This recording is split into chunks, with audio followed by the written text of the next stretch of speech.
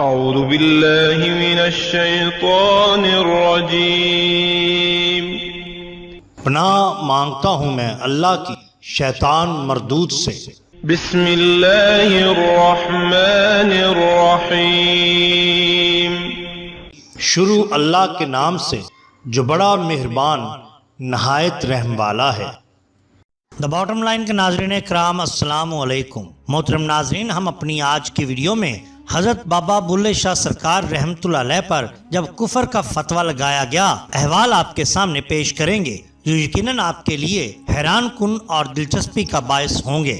ناظرین اکرام، حضرت بابا بلے شاہ سرکار رحمت اللہ علیہ جب قصور شہر میں مقیم ہوئے اور آپ رحمت اللہ علیہ کی مقبولیت روز بروز بڑھنا شروع ہو گئی تو حاسدین کے دل میں حسد نے جنم لیا، جو بڑھتے بڑھتے یہاں تک پھیل گیا کہ قصور کے افغان حکمرانوں کو اپنا اقتدار خطرے میں نظر آنے لگا۔ چونکہ وہ دنیا دار تھے اس لیے ان کے نزدیک عزت کا باعث راہ تو اقتدار تھا، اور عزت کروانے کا عمدہ ذریعہ عوام کا ان کے سامنے سر چکانا اور ہاتھ باندھے کھڑا رہنا تھا، اور ذرا ذرا بات پر حکمران طبقے کی خوشامد کرنا تھا۔ قصور شہر میں آپ رحمت اللہ علیہ کے آنے سے ان دنیا داروں کے اس قاعدے اور قانون پر کاری ضرب لگی، اور لوگوں کا ہجوم اب ان حکمرانوں کے دروازوں پر جمع ہونے کی بجائے جمع غفیر کی شکل میں آپ رحمت اللہ علیہ کی خدمت میں حاضر ہونے لگا، اور یہ بات ان حاسدین حکمران کے لیے ناقابل برداشت تھی۔ اس بنا پر ان بااثر حکمران طبقے کے پٹھانوں کے ایک گروہ نے وہاں کے حاکم نواب رانجھے خان سے ملاقات کی اور شکایت کی۔ کہنے لگے، سید عبداللہ کی وجہ سے ہمارے اقتدار میں روز بروز کمی آ رہی ہے، کہیں ایسا نہ ہو کہ آپ ہی کی دی ہوئی زمین پر بسنے والا یہ درویش پورے علاقے پر قابض ہو جائے اور ہمارے مد مقابل کھڑا ہو جائے۔ یاد رہے کہ نواب رانجھے خان کی بہن حضرت بابا بلے شاہ سرکار کی عقیدت مند تھی، اور نواب رانجھے خان نے آپ کو ایک زرعی اراضی کا قطع عنایت فرمایا تھا۔ خیر، نواب رانجھے خان بولا، یہ کیسے ممکن ہے؟ وہ بولے، تاریخ گواہ ہے، نسل انسانی ہمیشہ دو طبقات میں تقسیم رہی ہے، ایک حکمران طبقہ اور دوسرا محکوم طبقہ، ایک اعلیٰ اور معزز طبقہ اور دوسرا پست اور ذلیل طبقہ۔ ایسے میں اگر پست اور ذلیل طبقے کو اعلیٰ اور معزز طبقہ کے سامنے لا کھڑا کیا جائے تو پھر معزز اور اعلیٰ طبقے کی وقت، توقیر اور روب دبدبا اور حکمرانی کہاں رہے گی؟ نواب رانجھے خان اپنے قبیلہ کے ان معزز پٹھانوں کی پرجوش باتوں سے متاثر ہو گیا اور اس کو بھی اپنا اقتدار خطرے میں نظر آنے لگا۔ اس نے کہا، مجھے بھی سید عبداللہ رحمت اللہ علیہ سے کوئی دلچسپی نہیں، مگر کیا کریں، ہماری بہن کو ان سے بہت عقیدت ہے، اسی وجہ سے ہم نے ان کے لیے رہائش کا بندوبست کیا ہے۔ نواب رانجھے خان نے اپنی بہن سے سارا ماجرا بیان کیا تو بہن نے ایسا کرنے سے انکار کر دیا اور کہا کہ حضرت بابا بلے شاہ سرکار اسی قطع زمین پر رہیں گے اور عوام کی رہنمائی کرتے رہیں گے۔ نواب رانجھے خان اپنی بہن کی بات سن کر خاموش ہو گیا۔ کچھ دنوں بعد وہ فتنہ پرور گروہ پھر رانجھے خان کے پاس حاضر ہوا اور بعد بحث و تکرار پھر اسے مشورہ دیا کہ کسی نہ کسی طریقے سے اس درویش کو یہاں سے چلتا کرے۔ نواب رانجھے خان نے ان کی بات سننے کے بعد کہا، یہ اقدام ہمارے اختیار سے باہر ہے، ہم اپنی بیوہ بہن کی دل شکنی کسی بھی صورت نہیں کر سکتے، لہذا اس معاملے میں ہمیں معذور جانا جائے۔ نواب رانجھے خان سے مایوس ہو کر فتنہ پروروں کے اس گروہ نے یہ کوشش کی کہ کسی طرح سے آپ رحمت اللہ علیہ کے خلاف کوئی شرعی جواز پیدا کیا جائے اور اس شرعی عذر کی روشنی میں آپ کو شہر بدر کر دیا جائے۔ لہٰذا اب یہ گروہ حضرت بابا بلے شاہ سرکار رحمت اللہ علیہ کے غیر شرعی بات کا پتہ لگانے کی ٹو میں لگ گیا۔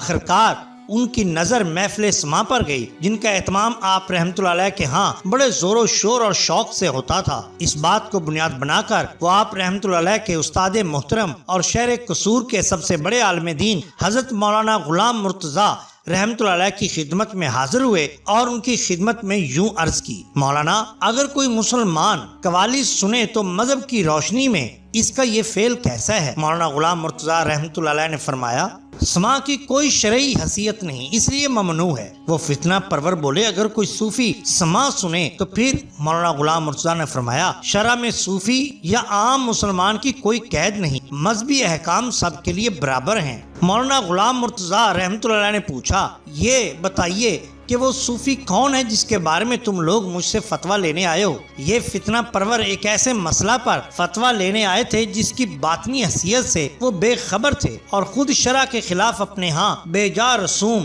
ناچ گانے کی محافل وغیرہ کا انعقاد کیا کرتے تھے، اور ایک عالم دین کو اپنی شاطرانہ چالوں کے جال میں پھنسا کر ایک بالکل شرعی صوفی کے خلاف فتویٰ لینے آئے تھے۔ مولانا غلام مرتضیٰ رحمت اللہ علیہ کو جب صحیح صورتحال کا علم ہوا تو آپ کے چہرہ مبارک پر کرب کے آثار نمایاں ہو گئے اور آپ رحمت اللہ علیہ نے خاموشی اختیار کر لی، جس پر شر پسند اپنے ارادوں کو خاک میں ملتا دیکھ کر نئے حربے سے پکار اٹھے، مولانا کیا خلق خدا کے لیے سماع کی ان محفلوں کو روکنا جائز ہے؟ مولانا غلام مرتضیٰ رحمت اللہ علیہ نے فرمایا، ہاں ایسی محفلوں کو روکنا جائز ہے، لیکن شرط یہ ہے کہ ان محافل سماع سے قریب و جوار کے لوگوں کی یکسوئی میں فرق پڑ رہا ہو۔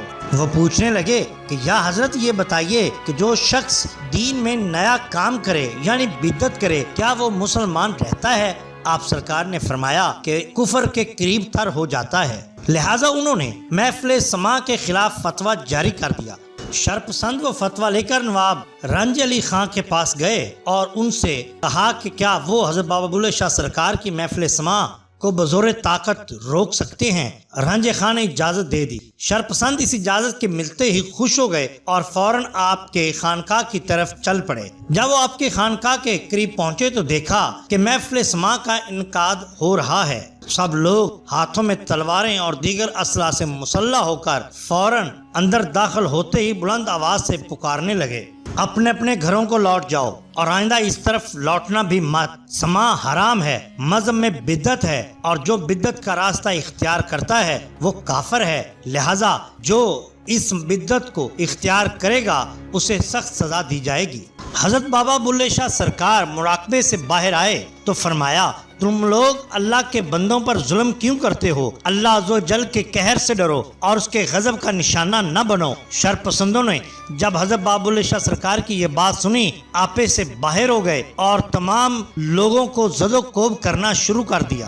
جب ان لوگوں کا ظلم حد سے بڑھ گیا تو آپ رحمت اللہ علیہ کا پیمانہ صبر لبریز ہو گیا۔ آپ رحمت اللہ علیہ جوش میں آ گئے اور بلند آواز سے آپ رحمت اللہ علیہ نے یہ شعر پڑھا، کھرکاں چک جلائے آئے ان کی کرانی میری مائیں۔ حالانکہ شرپسند افغان پٹھان تھے لیکن آپ نے ان کو جلاؤں سے تشبیہ دی۔ اس کے بعد کچھ عرصہ تک محفل سماع کا انعقاد ممکن نہ رہا۔ لوگ آپ رحمت اللہ علیہ کا درس سن کر خاموشی سے چلے جاتے۔ بالآخر انقلاب زمانہ نے کروٹ بدلی اور قصور کی جانب آنے والے راستے سکھوں کے گھوڑوں کی ٹاپوں سے گونج اٹھے۔ پھر ان شاہ سواروں نے قصور کے افغانوں کی ساری جاگیریں چھین لیں، ان کی حویلیاں ویران و برباد کر دیں اور ان افغانوں کو کہیں کا نہ چھوڑا۔ ان بچے کچھ افغانوں نے بالآخر شکم کی آگ بجھانے کے لیے قصور میں کھڈیاں لگا کر جلاہوں کا کام شروع کر دیا اور کپڑا بننے لگے، اور اس طرح آپ رحمت اللہ علیہ کی ان کے بارے میں پیش گوئی حرف بحرف سچی ثابت ہوئی۔ ناظرین اکرام، یہ شان ہوتی ہے اولیاء اللہ کی۔ اگر آپ کو ہماری یہ ویڈیو پسند آئی ہو تو لائک کیجئے، سبسکرائب کیجئے ہمارے چینل دا باٹم لائن کو، تاکہ ہم آپ کے لیے اور بھی بہترین ویڈیوز لا سکیں۔ اپنے دوستوں کا، گرد و نواح کے لوگوں کا بہت خیال رکھیے۔ اللہ اور اللہ کے رسول صلی اللہ علیہ وآلہ وسلم سے بے حد محبت کیجئے۔ آپ کا بہت شکریہ۔ اللہ حافظ۔